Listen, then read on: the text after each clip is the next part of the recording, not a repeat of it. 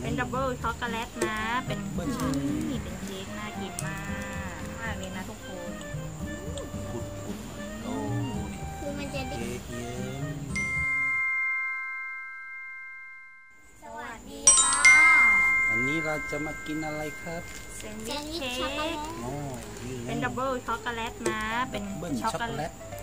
ทั้งคู่เลยแป้งก็ช็อกโกแลตไส้ก็ช็อกโกแลตว้าวไฟฝันของช็อกโกแลตจริงๆไม่ต้องเป็น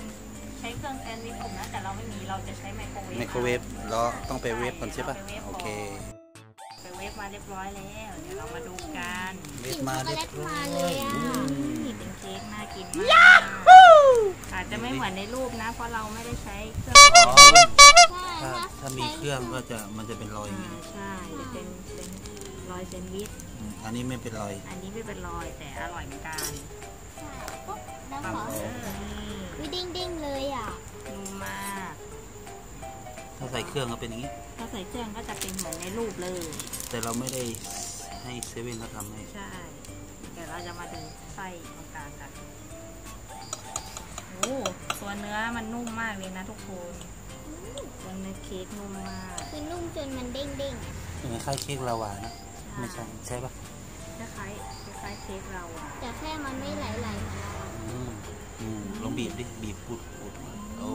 นี่คือมันจะเด้ง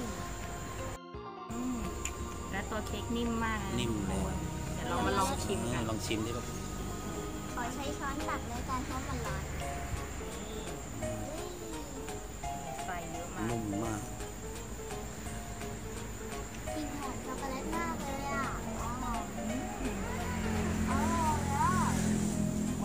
นุ่มไหมนุ่มมากเค้กช็อกโกแลตดีๆเลย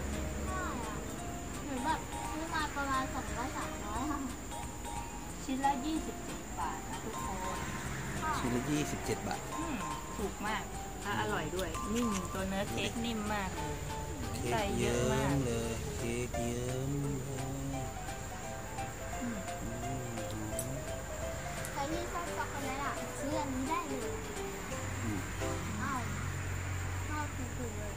ใส่เยอะมากเป็นเลย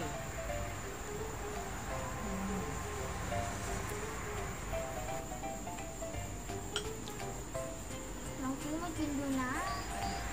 เต็มปากเลยอร่อยเราแป้งกันหนึ่งไส้ก็เข้มข้นร้อนไส้นิดหน่อยสุดไปเลยสาตัก